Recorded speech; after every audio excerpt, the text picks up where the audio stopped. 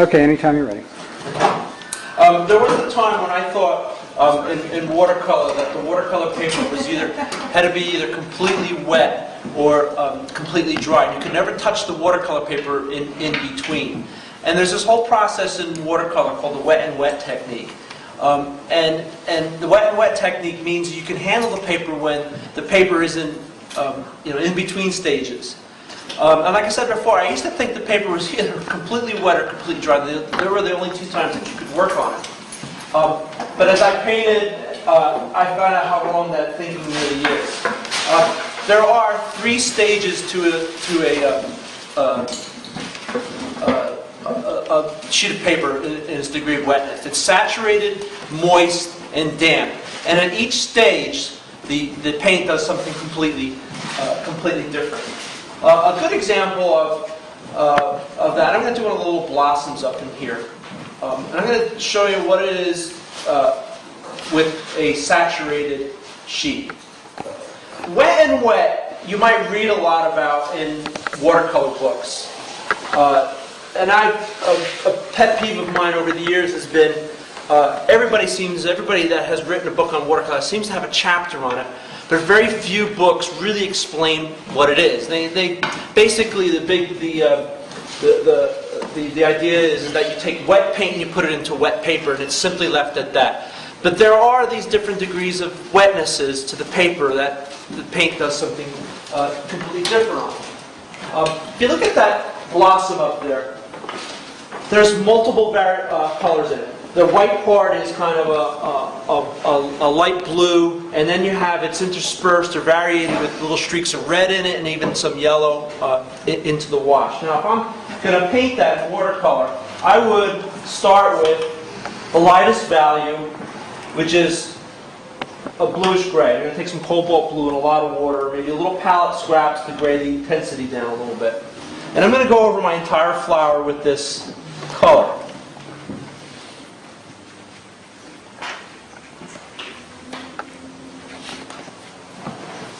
Maybe it goes to a spot on the flower where it might be a little warmer. In that case, I've taken a little bit of orange or some yellow and work it in there. But I have, right now, the paper is soaking wet. It's saturated. I know that because I can see a shine on it. I'm going to go over my whole flower with this color. So it's saturated, and when I hold it up to the light, I actually can see a shine on the paper, so I know it's saturated. When paper's saturated, when I take color, and I'm going to put the red into it next and some of that yellow in there.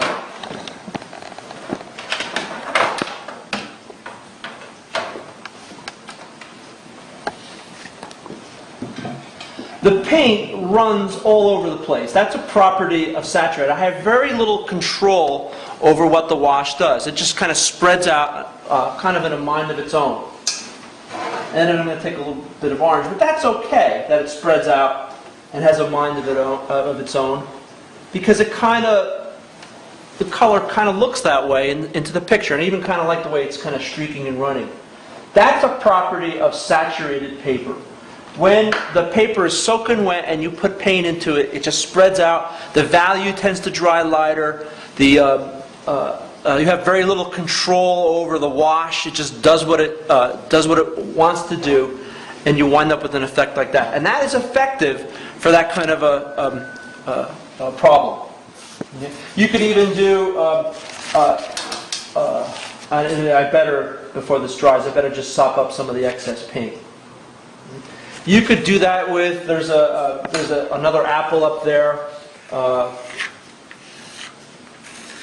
And this apple has multiple colors in it. And when you're doing the saturated technique, it's best that you start with the lightest color first. And in this case, in that apple up there, it's kind of an orangey to a yellow color.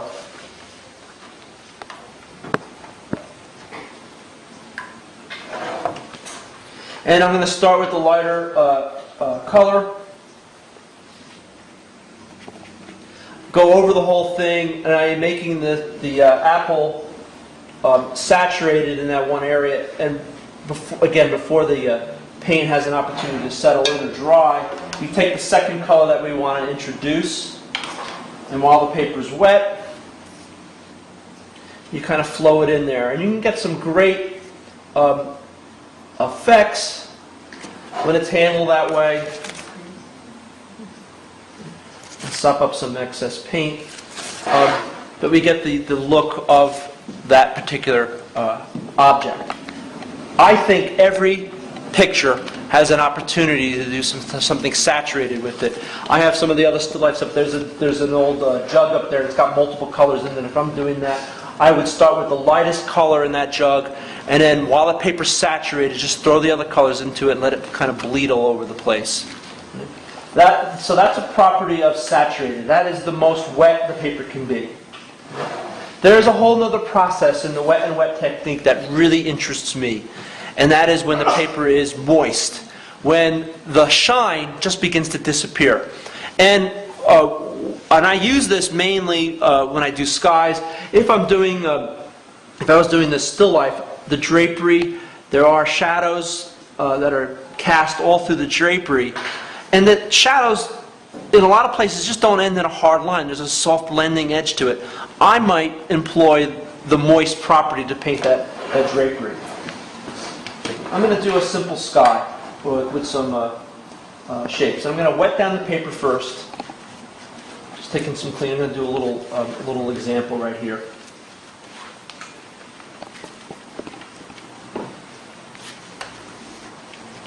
Got the paper soaking wet, and in my sky I want there to be a little part of it that's a little warm. I'm going to take some orange and a little bit of a red light. Paper saturated, right? The paint is going all over the place, and then there might be a part to my clear sky where it's a little cooler, bluer. So I float that in those areas as well. What the hell, right? Just pour it in there. Saturated, the paint runs all over the place.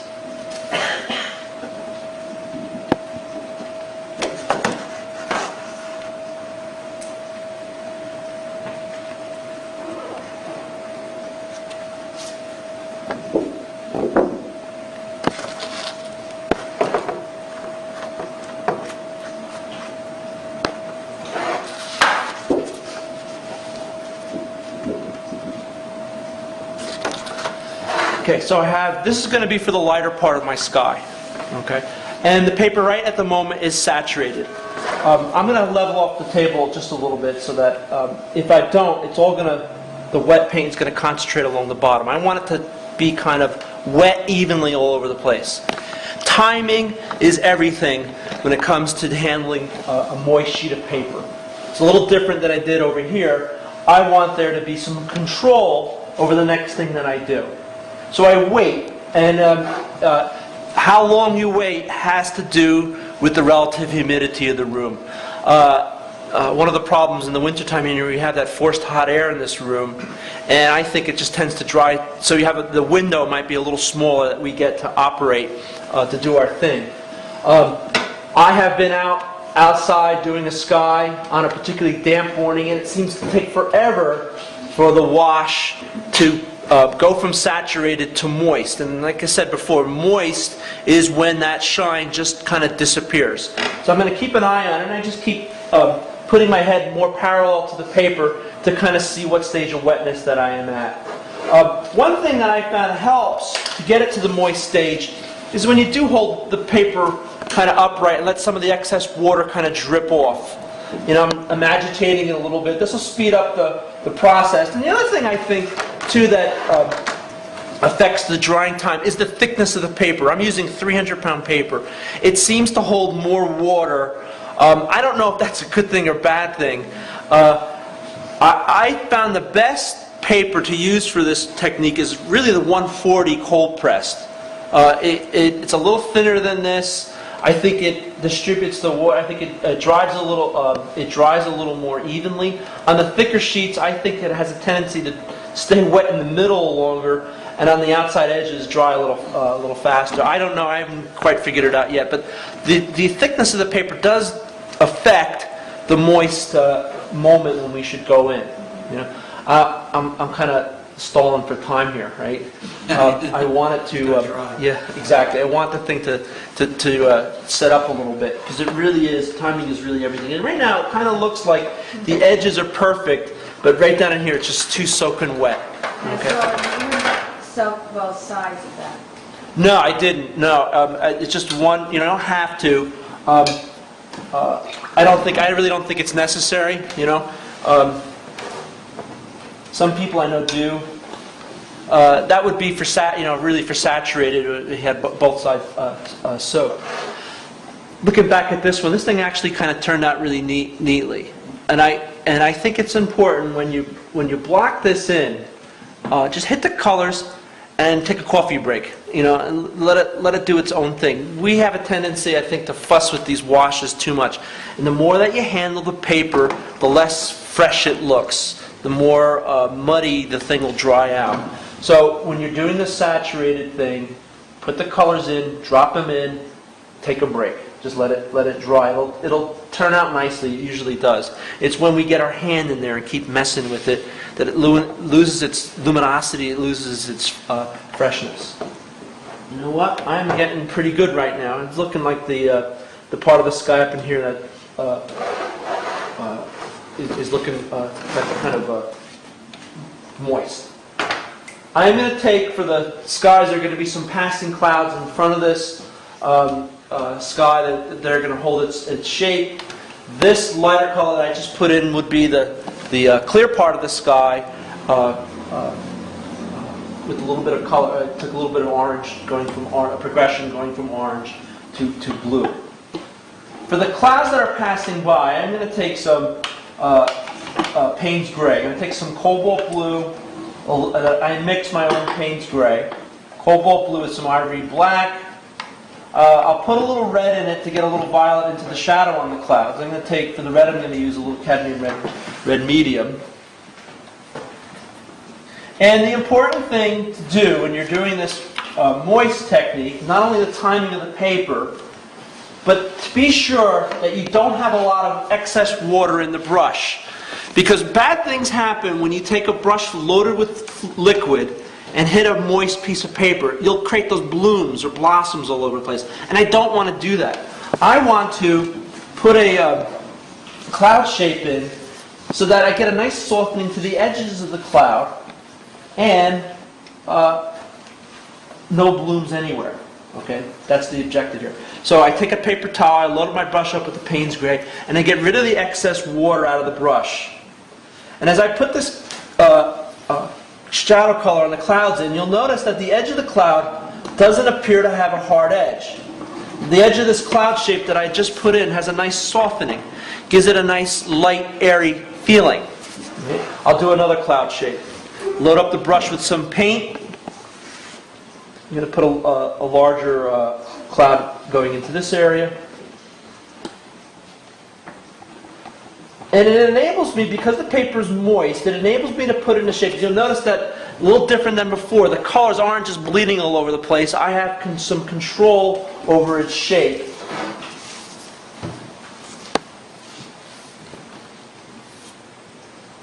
So I get the best of both worlds here. I get a nice watercolory look to the wash that I'm putting in, a nice gentle softness to the edge of the cloud.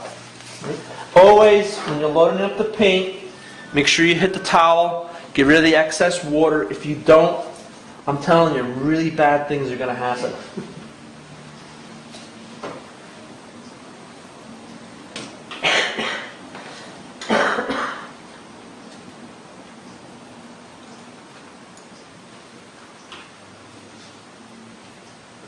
You can begin to see up in here the paint has just dried a little bit more, so I'm getting more of a harder edge. That's okay. I mean, that could happen in a sky. And again, I keep reloading the brush. Maybe in the clouds in the distance will be a little less grayer, a little lighter or bluer in color. Get rid of the water out of the brush, and it can paint some of the smaller shapes.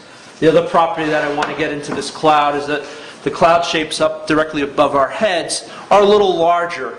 And the cloud shapes in the distance are going to be a little narrower. That'll help us with the perspective in our sky to make it look like it's receding.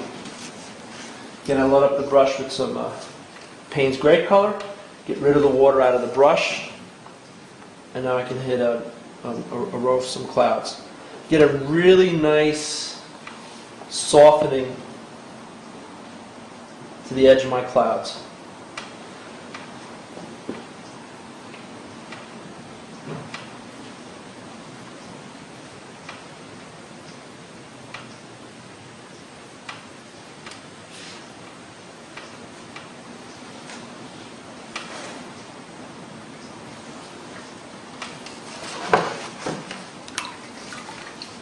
And then you simply let it dry. Okay. Good quality to have because I didn't take a brush loaded with too much pigment. I don't get the blooms anywhere. I just get a nice softening to the edge of the wash. It's not that hard to do, and the results are usually very very good, and it makes it look very watercolory. And I think, in my opinion, the painting, every good watercolor has a little gimmick or a little technique in it. This is a surefire way to get it. Another example that you could use a scene like this with the wet and wet technique is some shadows going across some snow, and I'll do a little wash down here. And again, I start with the lighter color.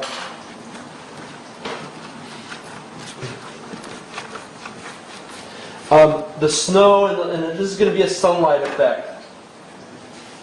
And I'm going to get a little red in the distance to maybe a little orange in the foreground. The snow is going to be white. I am putting this color in here. You do want a little warm wash into the foreground snow. Perhaps going to a little red in the distance, and even maybe sometimes on a sunny day on the surface of the snow. In places you might see a little cooler value, but whatever you put in here, just make sure it's around the same value. So I have a little color temperature switch on the surface of my snow. Some areas it's a little bluer, and other areas it's a little warmer. There could be a good explanation for that. Sometimes the snow might be facing the sun rays a little more directly.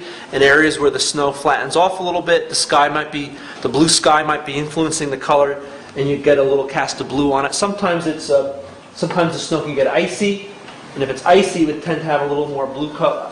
The point is, I once read that I was talking about John Pike earlier today. John Pike was a watercolor painter in Woodstock, New York. He wrote two really great books on watercolor. And he talked about when he did snow. By the way, again, I'm kind of delaying here so this paper has an opportunity to dry. John Pike wrote these two really wonderful books on watercolor. And in one of the books, he talks about how he handles snow. And he said he would wet down the paper and just throw yellow, blue, and red into the snow. And that's what I've done here. In his explanation, he didn't really quite explain it. He said he just throw those colors into it. I agree with his way of thinking, but I think there should be some more logic to it. If the snow banks are piled up in a way that's catching the sun more directly, they would probably be warmer. In areas, like I said before, where it was a little flatter, it might be a little cooler. But you want the colors to be around the same color temperature. Up front, it might have a little more yellow in it. As we go as the white snow goes into the distance, we get a little reddish cast into it. Okay, again, I think I'm really good with the timing on this.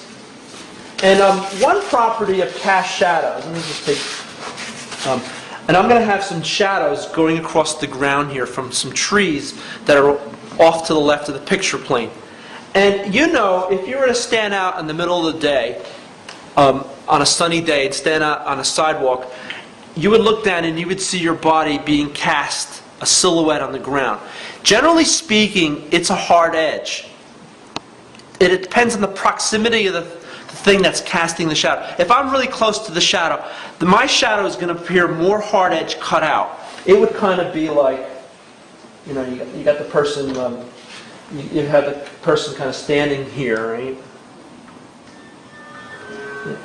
And they'd be casting, a little cartoon man, right? Carrot man. He'd be kind of casting a shadow that would kind of fall on the ground, sort of like that. And I would leave it all hard-edged. I wouldn't put any softening on it. Now, if you have a tree that's really big and it's casting a shadow across the ground, the further away it gets from the source, it tends to soften up a little bit, I've noticed. Closer to the tree, the edges of the tree branches are a little harder. You'll be able to achieve some space if you're able to get the shadows going across the snow a little softer off to the distance. So here they would be harder as it goes out across the snow. It tends to get a little softer. And I think it's a good time to use this wet and wet technique, the moist, to get that softening going along the snow. So, in this case, I'm going to use way more blue than gray. Shadows on the snow on a typical day tend to be a lot bluer, so I'm going to take some straight cobalt blue. And once again, I think it's really important that you get the excess water out of the brush before you put it to the moist paper. Okay? And by looking at it, it seems like I got my timing now just perfect. So I take my cobalt blue, I get rid of the water out of the brush, and I could put a couple shadows going across the snow. Up in here, it might be my good luck that the paper's dried up a little bit, but back in here where it's nice and moist, I'm getting that soft quality.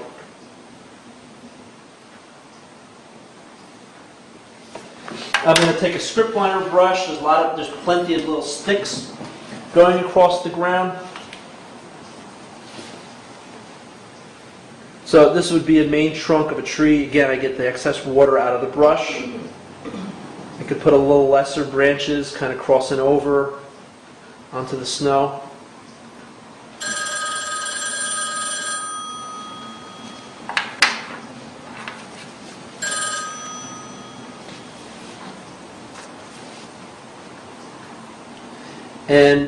And here I have a lot of good luck because the paper's almost completely dry, and I want some hard edges to be back into here. But as it gets further away, the paper's a little moister. It tends to soften up a little bit. And I get that nice, and now create the illusion of some space. The shadow edges out here appear a little softer. Closer to the source, they get a little harder. That's a good thing to have happen. And in both cases, in both these scenes, the scenes don't really come alive. I mean, it'll look a lot better when I begin to get some of the other elements of the landscape in, and I'm going to do that next. I'm going to jump back up to the other picture.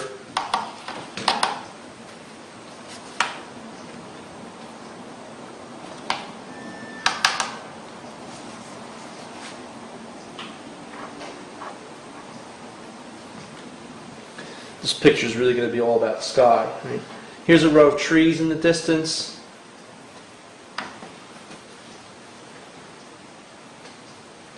And when my soft skies contrasted against some of the harder edges of the landscape, the sky really tends to look in the distance. Looks good.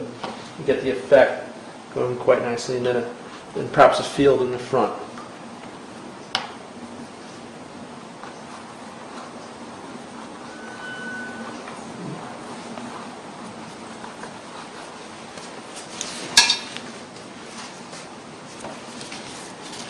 Now, which brings me to the last stage of wetness in a picture. Okay, so I've done saturated for you. I've done moist when the paper's in that in between stage, and the final stage of wetness is considered to be damp.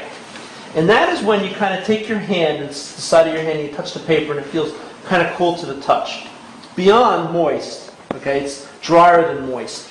And what happens to a mine? And I'm going to wait in here. What I like to do this for might be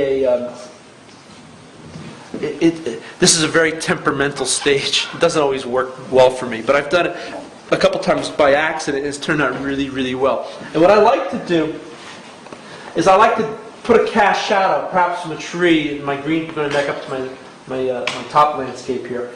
If I put a cast shadow being cast across the ground from a tree, right? What happens when the paper is almost dry? Maybe this has happened to you. You put a wash in, and I get it. Right now it's saturated. I see the wash on there. What happens when I have taken a wash at the last stage of wetness, damp, and you hit it across the paper, what happens is, in the wash, you get these little tiny hairs coming off the wash. Does that ever happen to you in your watercolor? Probably in the worst spot possible, right? And that happened to me one time. This is when I was, years ago, before I really realized there was this stage of these 3 stages of wetness. And I got impatient, and I put a cast shadow going across the foreground. And like I said, these little hairs started going off the damp paper, and it kind of looked like little blades of grass, or it gave the edge of my shadow that I put across the ground. And like I said, I'll do that for you in a moment here. Maybe I can get that to happen up in here. And it was quite by accident, but it looked really good. It looked like little texture going across the edge of the tree. I've also done this. I have blocked in a row of trees, and then when I come in with a dark shadow shape in here, again, the edges of the wash kind of had little hairs running off it, and it added to the texture of the thing. It looked really cool, and it looked really good. So when you put the wash in, you get these little hairs going off. I'm trying to see. Actually, you can see it happening in this part of the wash down here. You see these little hairs coming off the blue part of the shadow? It's really hard to see if you're at a distance. But there's little hair, and that part of the paper was damp when I put the blue in, and it got hairy on the edge of the wash. So let's see, it's still a little wet. I'm going to speed this along. I'm going to take a paper towel.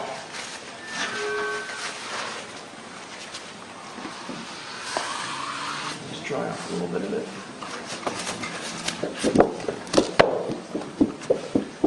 This is an old trick from my high school art teacher.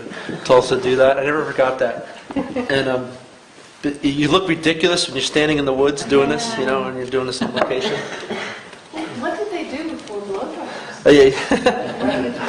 You run over to the car, you turn the heat on real high.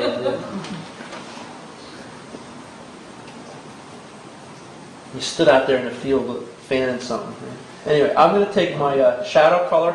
The paper seems to be still a little wet.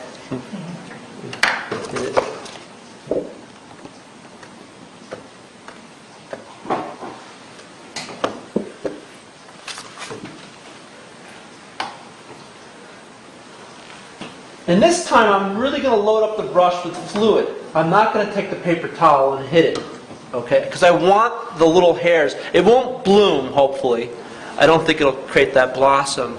But I do want the little hairs to come out. So I'm going to have the brush fairly loaded up with paint. Nope, it's still moist. We wait. Timing is everything, okay? It's amazing how the sky, how the pink is faded, you know what I mean? It's Yeah, so red and yellow before. When you first put these washes in, and that's as a teacher of watercolor, that has been the hardest thing, hard concept for a beginner and even some intermediates to get. And when they do, that you have to mix the colors a little bit. Because I agree, Bob. When I first put that wash in, it looked a little dark, didn't it? But you knew it would settle in with experience. You know that your colors are going to dry a little lighter. Everything looks so dark when it's wet. You're going to have to, one day, in order to get your values right, you're just going to have to know that you have to mix your colors a little darker than you think they are to compensate for that. There's an old saying in watercolor, if it looks right, it's probably wrong. And if it looks wrong, it's probably right. Okay, so keep that in mind whenever you're mixing colors, that you should mix them a little richer, a little darker, and when it dries, it'll probably go up to set up to the right value. Okay, I think we're good. Load up my brush with my shadow green going across the field. The paper is just damp. I put the wash in, and lo and behold, it's really not doing it. Let's see if I can get it going up in here. Well, anyway, I tried. But what should happen, it actually is starting to happen over here. You can see little hairs coming off on the edge. This was the part of the paper. On the edges it was a little damp. In the middle it seems to be more moist. But on the edges of the paper, you see that little hair coming up. I'm not doing anything. And it kind of looks like texture on the edge of the grass. That's a property of the final stage of wetness, damp. Okay. So just to recap, there are 3 stages of a wetness to a sheet of watercolor paper. You don't have to handle the paper either when it's completely wet or it's completely dry. There's this whole process of the wet and wet technique, the 3 stages of wetness. Saturated, moist, and damp. Saturated, you have very little control over. You drop a color in. Kind of neat effects that you can achieve. Moist, you have a little more control over the shapes of the washes, but it does give you that nice watercolor soft edge quality. And the final stage of, look at that, there you go. And the final stage of wetness, which is damp, where you get little hairs coming off the edge of the darker wash. Thank you. Thank you, Joe. Thank you. Thank you. Great.